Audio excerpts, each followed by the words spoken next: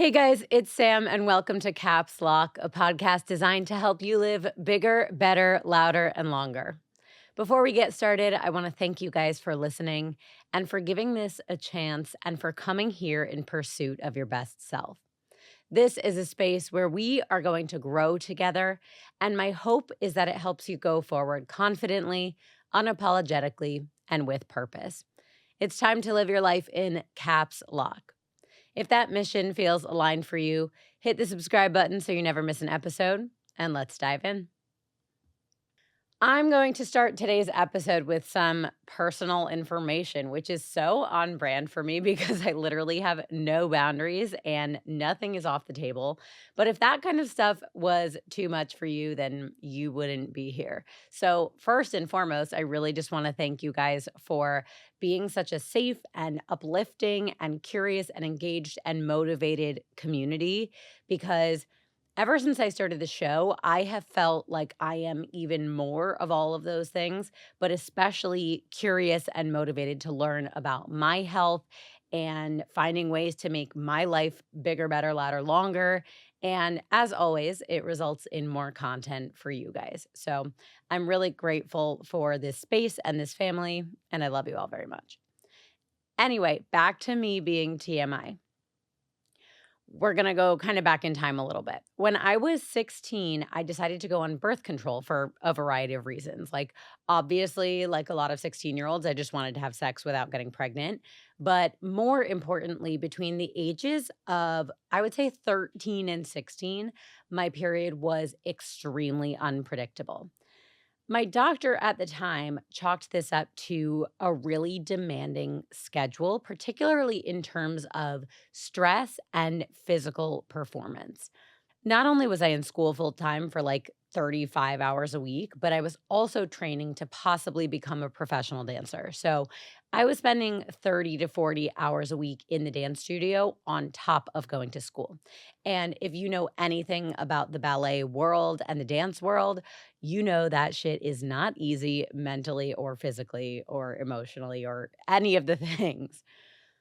As a result of all of that combined, I would go months, sometimes honestly even longer, without getting my period. And then once in a blue moon, it would come out of absolutely nowhere and it would be so intense. And it was really difficult for me to manage because, first of all, I was a kid and I literally had no idea what was going on because it was never regular. But also, I would be traveling a lot for dance. And sometimes I just wouldn't be prepared for it, especially if it was one of those times when it came like several weeks late or several weeks early. So, between that and not wanting to get pregnant, my doctor decided to put me on birth control. And for now, I'm not saying that was necessarily a good choice or a bad choice for my overall health, but it was definitely a good choice for helping me manage those problems at the time. Fast forward to today, I have had, on the surface level, I've had an amazing experience with birth control. Ever since I went on it, I have had basically 100% clear skin. I don't have mood swings. My weight doesn't fluctuate at all. I never PMS. Like, I've really never had a single complaint about it. And I truly took that for granted for so long.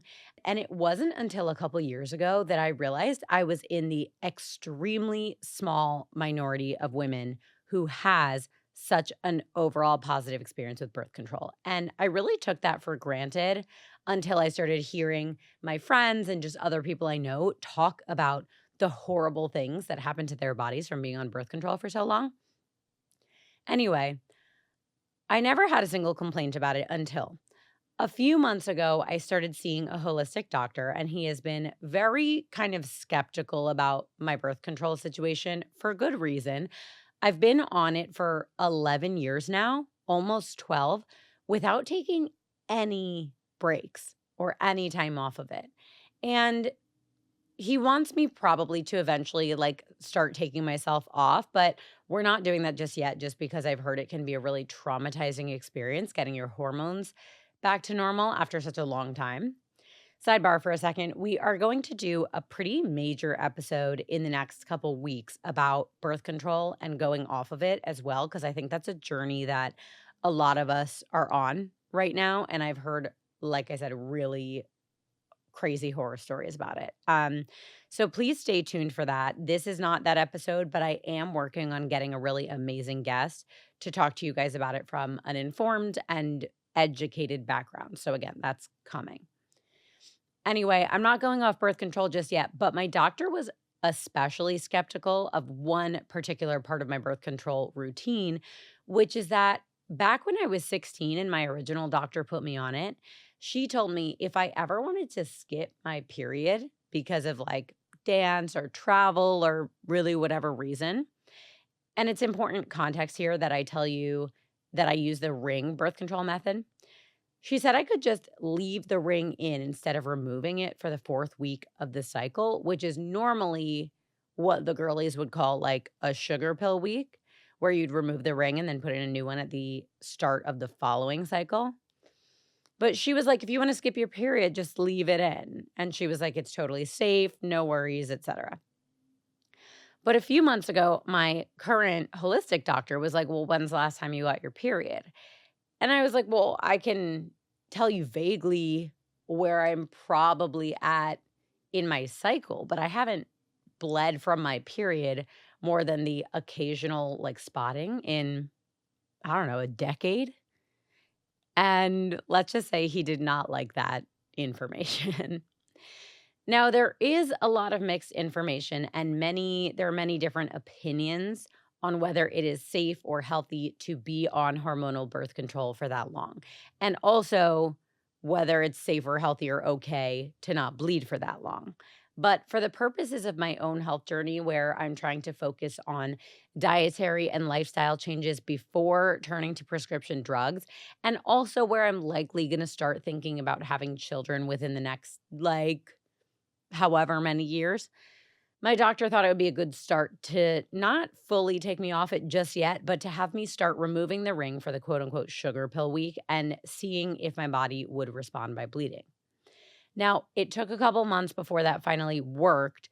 And the first time it was just a little bit. And now I like sometimes I do, sometimes I don't. It's a whole thing. And like I said, we will talk more about all of that in a different episode. But the reason I brought all of this up and gave you like so much information about it is because now, for the first time in my entire adult life, I am experiencing the different phases of my cycle.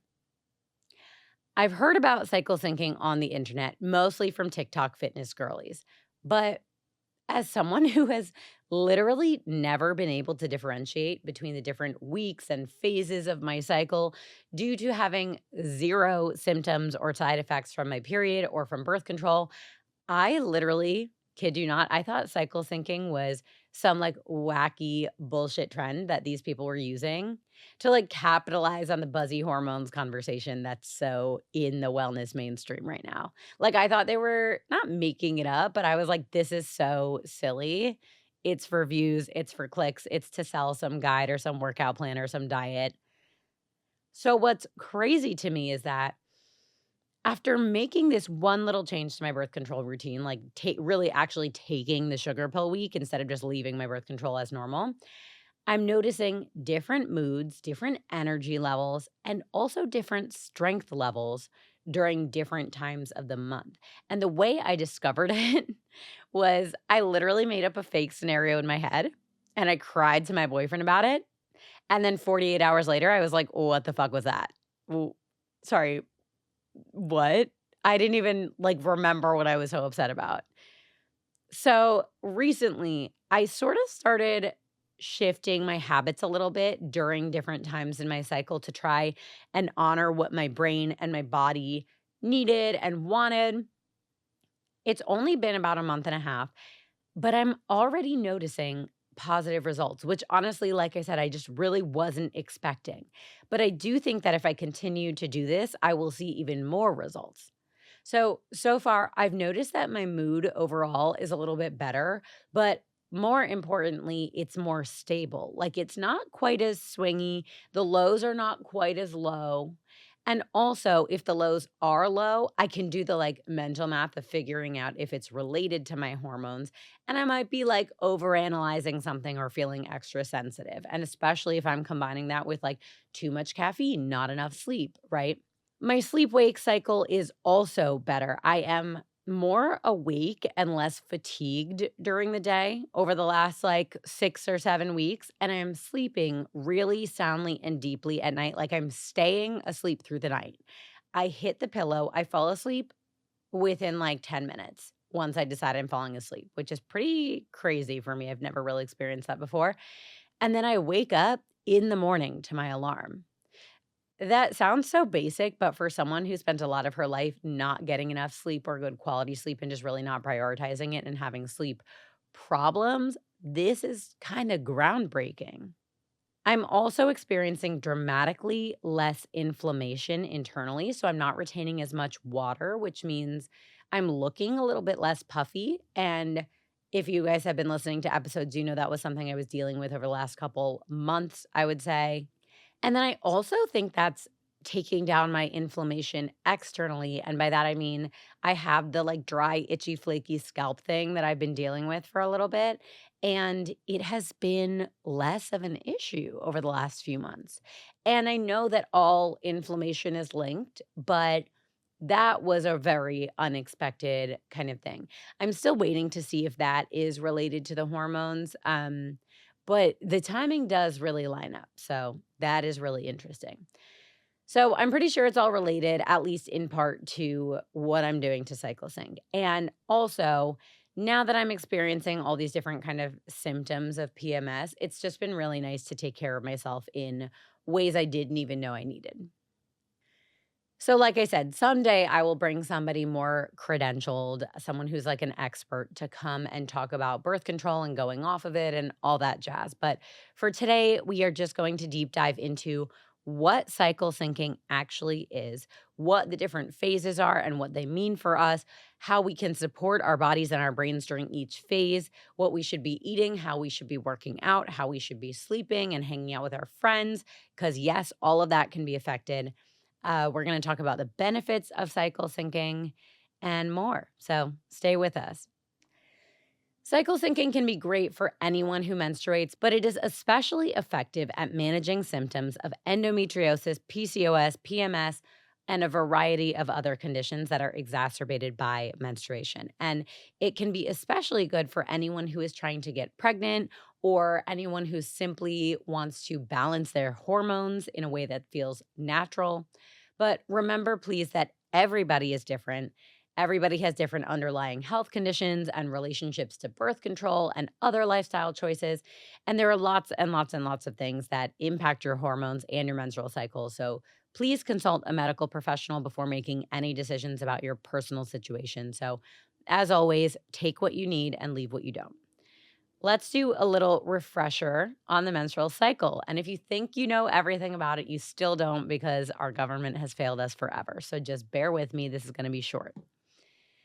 Anyone with a uterus can experience the menstrual cycle, including cisgender women, transgender men, non binary people, except in cases of certain underlying health conditions, hysterectomy, which is the removal of the uterus, and medications or other elective processes to stop menstruation. In short, the menstrual cycle is the process by which a woman's brain and reproductive system work together to prepare it for a potential pregnancy. Your hypothalamus, which is located centrally in the brain, produces an extremely important hormone for reproduction, and that hormone is called GnRH. Everyone's brain, men, women, everyone, produces GnRH. And in both biological sexes, levels of GnRH start to increase as you approach puberty. This triggers the pituitary gland in your brain to produce two more hormones called FSH and LH. I am sparing you from having to hear me battle through the pronunciations of these many syllabled words, and for that, you can thank me later.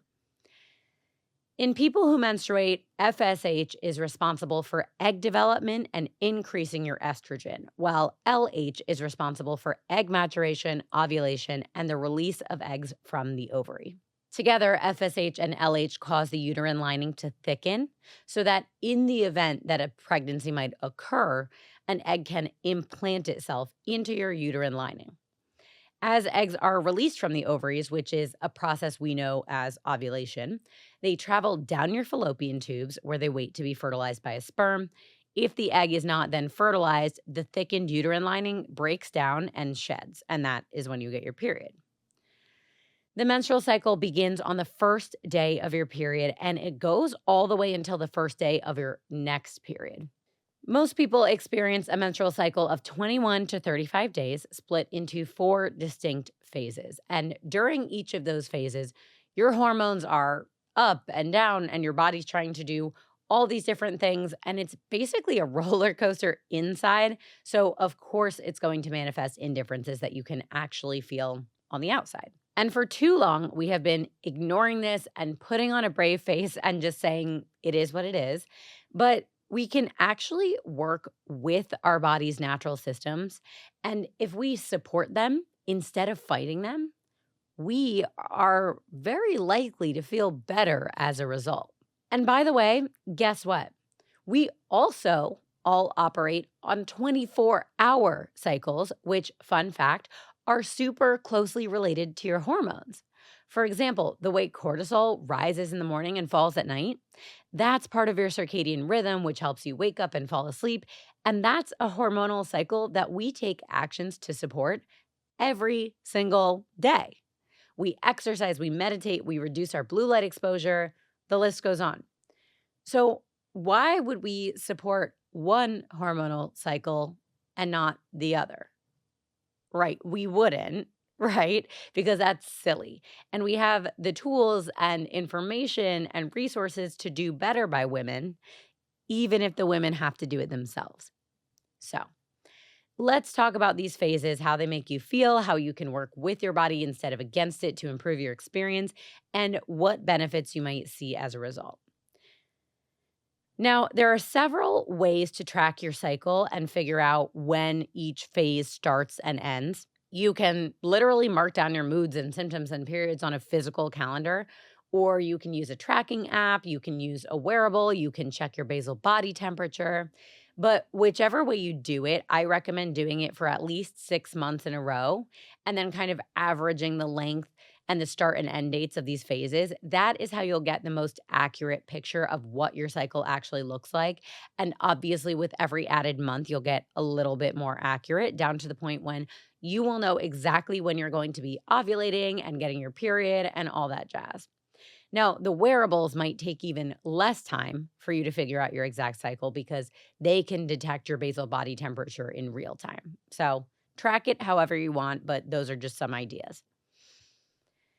If you are listening today from your phone or you are in a place where you have access to a pen and paper or a notebook, this is an amazing time to start taking notes because, at least for me, there was no way I was going to remember all of this. And I wrote it down and I refer back to it all the time. So if you need to, pause here and get yourself situated and then come back to me when you've got your journal.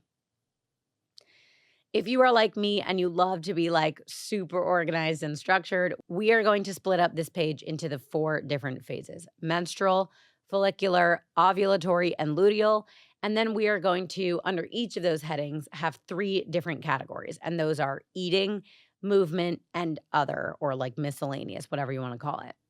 And again, remember, none of this is Bible. These are just recommendations based on your nutrient levels, generally speaking, during each phase of the cycle, energy levels, comfort levels, as recommended by doctors and experts to apply to the general population. And as usual, all sources are linked in the show notes. So feel free to dig around, but don't forget that your situation is unique in all the world to you. So keep that in mind. Okay, phase one, menstruation. Menstruation lasts usually between 3 and 7 days for an average of 5 days. And during this time, you lose blood, right? And blood is full of iron. The primary reason that women are more likely to be iron deficient than men is because they lose blood every month. You'd be shocked at how many people don't know that. So, what can we do to support our bodies when they're losing iron? We can replenish it. For some people, that looks like iron supplements. But before you do that, I highly recommend two different things. One, trying through your diet first, because that is a very pretty simple change depending on your absorption levels. And the second thing I recommend is getting some blood work done to see if you're deficient. For example, I was taking an iron supplement for like maybe a year, maybe more. And then I found out after getting my blood work done that I'm actually not iron deficient. And that is probably related to me not getting my period for 10 years, right? Like we're on the same page. But a great way to support your body during menstruation is to eat foods that are naturally high in iron. Some examples include red meat, seafood, dried fruit, nuts, legumes, beans, dark leafy green vegetables. And it's also important to be aware that other things you are ingesting can actually affect the rate at which you are able to absorb that iron. For example, vitamin C can actually help your iron absorption and you will suck up more iron from the foods that you're eating, whereas calcium actually hinders it. Tannins can also hinder your iron absorption, which is important to know because there are naturally tannins in wine and tea. And that's not to say that you can't ingest tannins or you can't ingest calcium during a time when you're feeling low in iron and you need to replenish. It just means that food combining is something that's important to think about. Spacing out when you ingest your calcium or your tannins from when you're eating your iron rich foods can also help. So it's just something to keep in mind. Also, important but not so fun fact, if you are iron deficient going into pregnancy, you will be super iron deficient during pregnancy because iron is crucial to fetal brain development and your body goes through it like makeup wipes on a girl's trip. And if you have to take iron supplements during pregnancy, it commonly leads to additional gastrointestinal problems and nausea on top of your morning sickness. Do you see how this could really suck? So basically, pregnant or not, be eating an iron rich diet during your menstrual phase and have a doctor run your blood work to see if you might need additional supplementation. It's also pretty common to experience physical discomfort during the menstrual phase. So, eating a diet rich in magnesium and omega 3s is important because they have anti inflammatory properties that can ease both cramps and bloating and other just kind of like physical discomfort that you're experiencing during your period. So, foods that are rich in magnesium and omega 3s would include things like salmon, nuts, avocados, dark chocolate, bananas. Certain seeds like flax seeds are great for this. And the last thing in this section is whole grains. These can make a huge difference in both your vitamin B levels for energy, as well as your fiber levels and blood sugar levels to support healthy digestion. So add things to your list like quinoa, barley, farro, brown rice, that kind of stuff.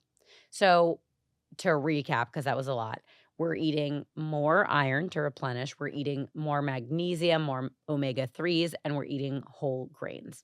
So, for example, the absolute perfect, easy weeknight dinner, for example, would just be to pick between like a steak or a filet of salmon and then eat it with some quinoa and some broccoli. And then for dessert, have some like dark chocolate and banana, right? Like that is so easy. You can do that every single night of the week.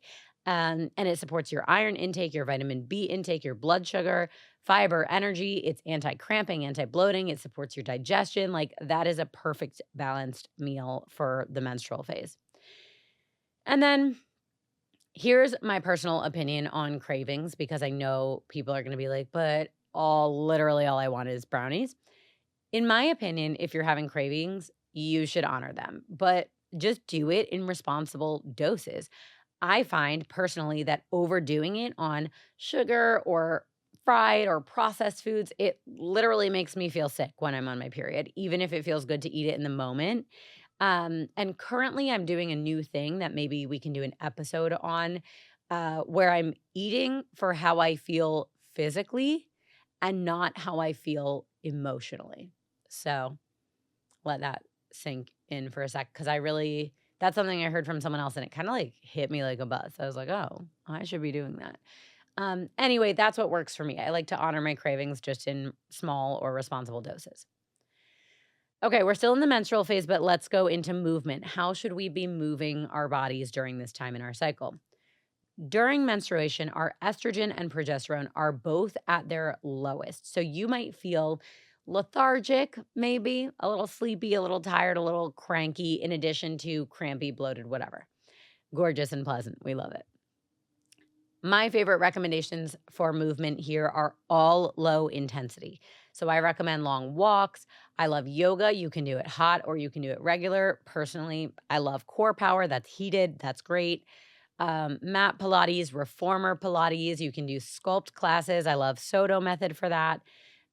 All of these workouts encourage stretching and gentle movement or grounded movement or small movement or isometric movement. And all of those things can kind of help with discomfort. And you still get an actual workout in, even if you're like not feeling up to something super intense. But listen, if you also just want to do nothing, that's allowed too, right? And it's so important to listen to your body. For me, even if it's not what I want to do, some kind of movement usually improves my mental health and my physical discomfort when I'm on my period because, like, personally for me, I just really need the extra endorphins. So that's my personal preference. But if you don't want to do anything, then fucking be horizontal. Go off. Okay, let's get into this sort of miscellaneous section. I have a couple notes here for the menstrual phase. Outside of what you're eating and how you're moving, I recommend, if you can, to keep your social plans pretty low key during your menstrual phase. One on one plans with your close friends or your partner are really great here because they honor both your low energy levels and also your high need for connection during this time. And listen, obviously, we can't coordinate our calendars to our periods all the time, but if you are just having a normal week, I would love for you to try going to bed just a little bit earlier because your body is like doing stuff, right? You just need more rest. Plus, mood wise, you might just be feeling a little more introverted and slightly like down or off. So don't be hard on yourself if you need to cancel plans.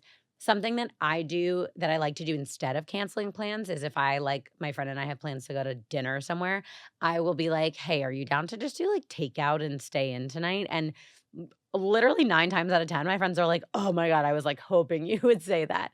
So that is kind of a good in between if you still want to hang out with your friends, but you don't want to like put on a full face of makeup and an outfit.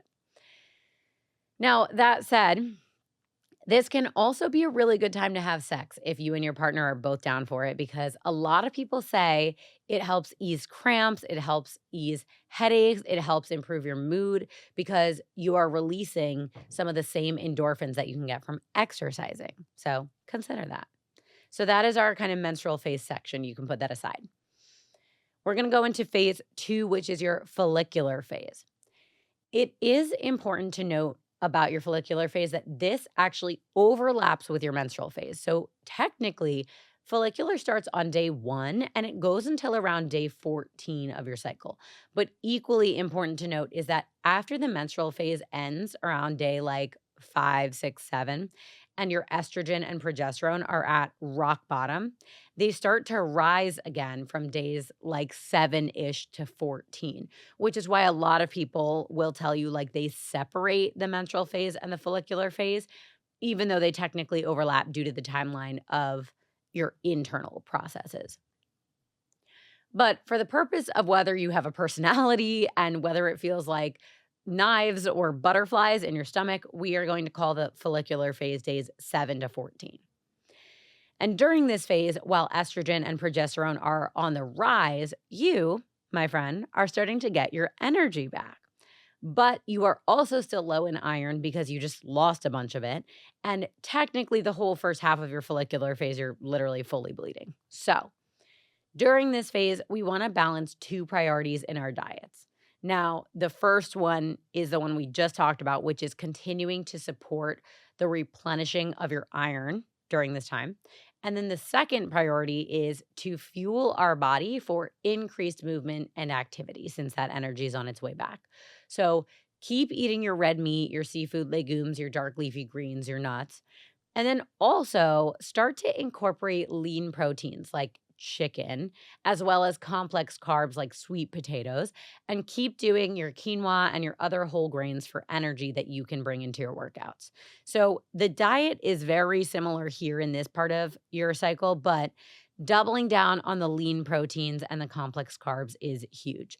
Plus, my friends, Japanese sweet potatoes are God's gift to this earth, and they are one of the blue zone's favorite foods, meaning that they increase your longevity. So that's just an added benefit of bringing in sweet potatoes. You can do any sweet potatoes, but they particularly like a Japanese one, and they just taste amazing. So highly recommend.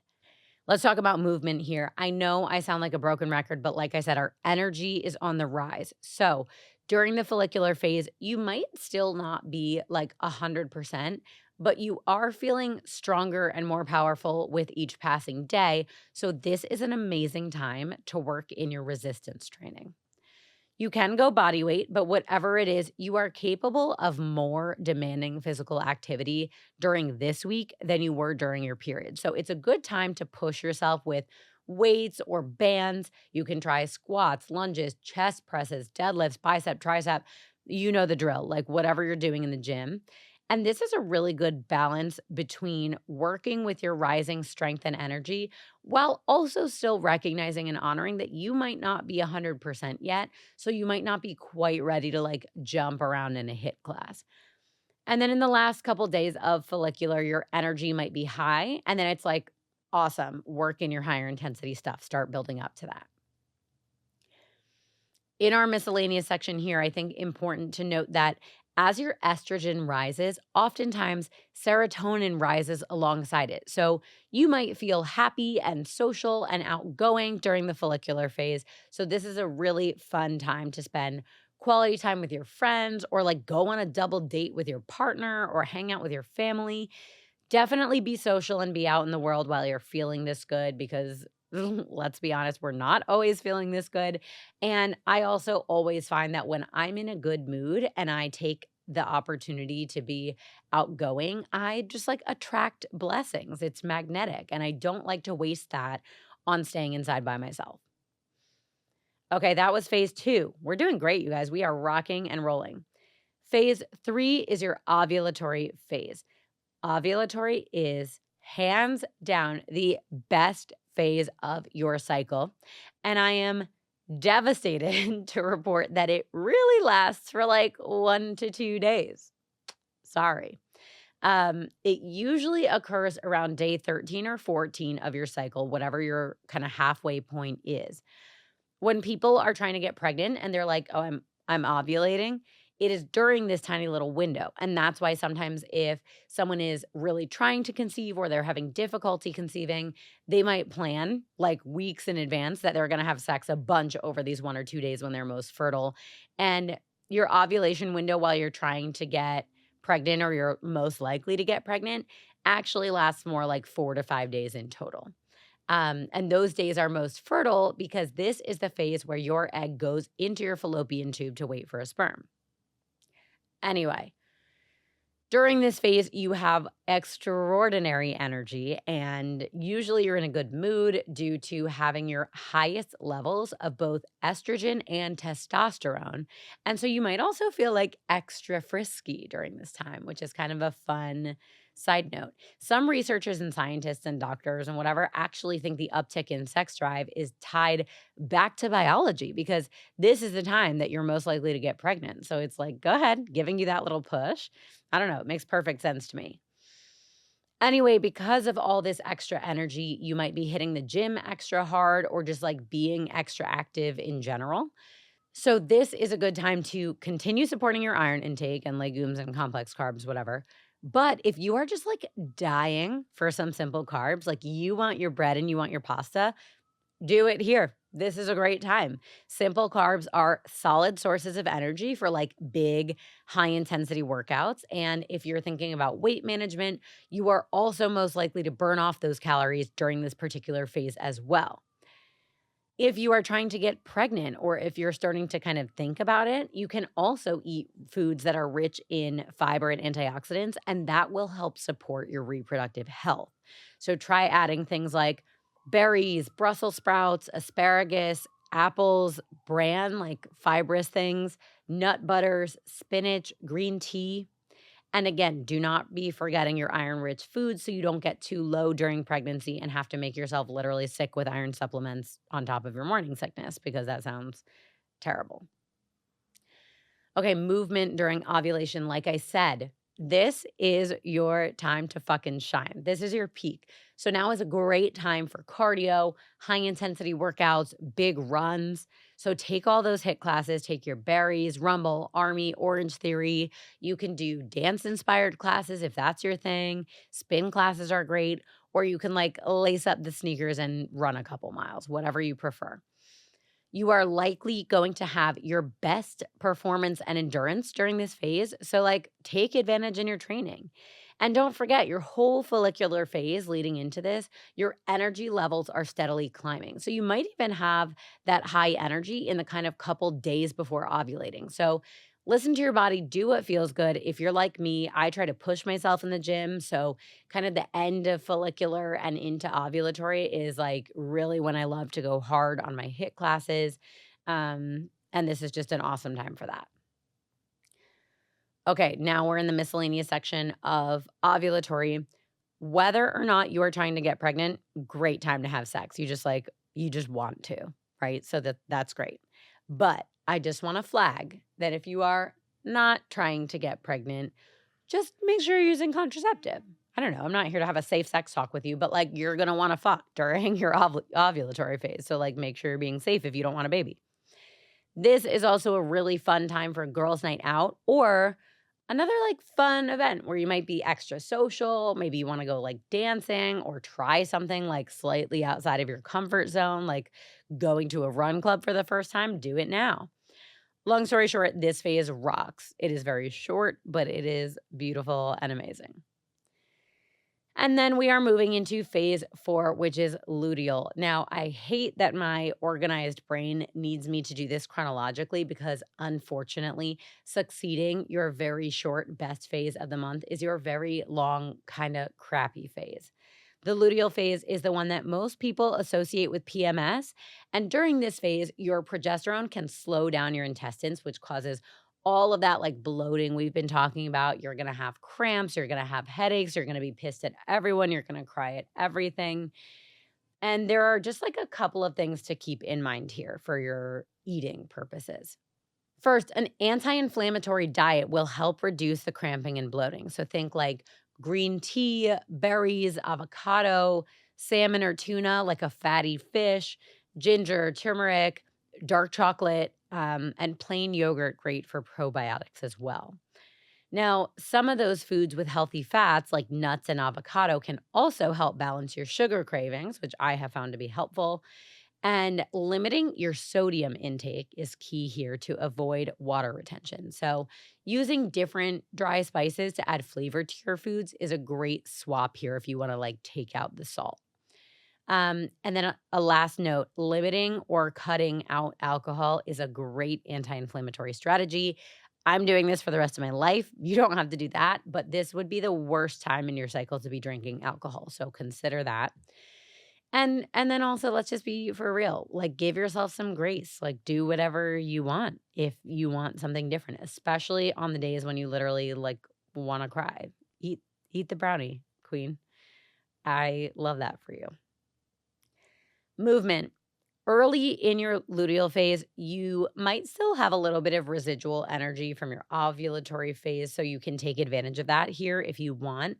But basically, as your hormones start to drop, you will start to feel lethargic again. And this is a great time to move back toward low impact workouts for that exact reason. You might also be a little bit moodier or like a little down, kind of, and maybe you can't even really put your finger on why. So, doing workouts with your friends and doing social workouts can really help with that. Also, exercising outdoors can help with that. Get a little vitamin D, get a little bit of like happy vibes from the sun. Or just like do the types of workouts that you actually enjoy the most. Like, this is not the time to do the one that feels like punishment. One thing that's important to think about here is you need to give yourself extra time to recover from your workouts during the luteal phase because it is harder on your body to do the same workouts that you were like crushing during follicular and ovulatory. So make sure if you're doing a high intensity workout, like you're doing your rumble or your berries or your army, whatever, you're giving your body extra time afterwards, more than you're used to taking to rest and recover because cortisol, inflammation, you're like building all of that up during your exercise. And then your body is just kind of moving and processing a little bit slower. So give yourself extra recovery. And then also, I really, really need you to not be hard on yourself during this time. You might have worked up to a PR or done like performed really well during a workout in your follicular or ovulatory phase. And now you're wondering like why you can only lift half that in the gym before you give out. And it is simply one of those things that women suffer from because despite having endless time and endless resources, society has literally never prioritized the strength or the happiness or the well being of women enough to fund the research it would take to just find solutions to these types of problems. So it's not your fault. You will get back to that PR. Just like be gentle and forgiving with yourself, especially if you are struggling with movement during your luteal phase.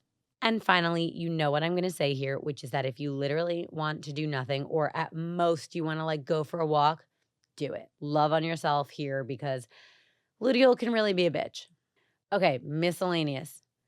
During the very end of my luteal phase, I love to cook. This is when I'm like so sleepy, guys, and like emotional and miserable. And cooking is very methodical. It's very comforting for me. It reduces my anxiety. And I also love like a comfort food recipe or to bake something like a little bit indulgent, which is great for when you're feeling sluggish or low or tired or fragile. And like you just need a brownie. Like, do the brownie. This is also a great time for physical touch, even if you're not feeling up to having sex.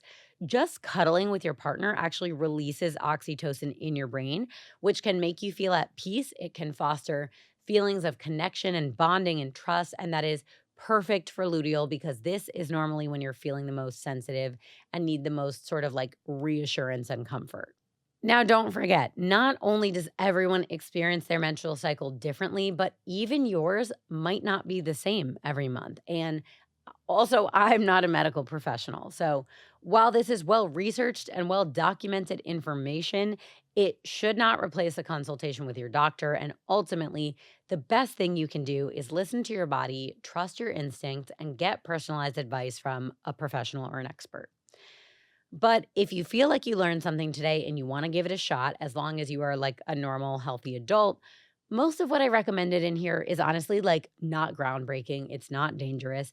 And I think it all just comes back to balance and being in tune with your body and your mind and just being mindful of what feels best for you.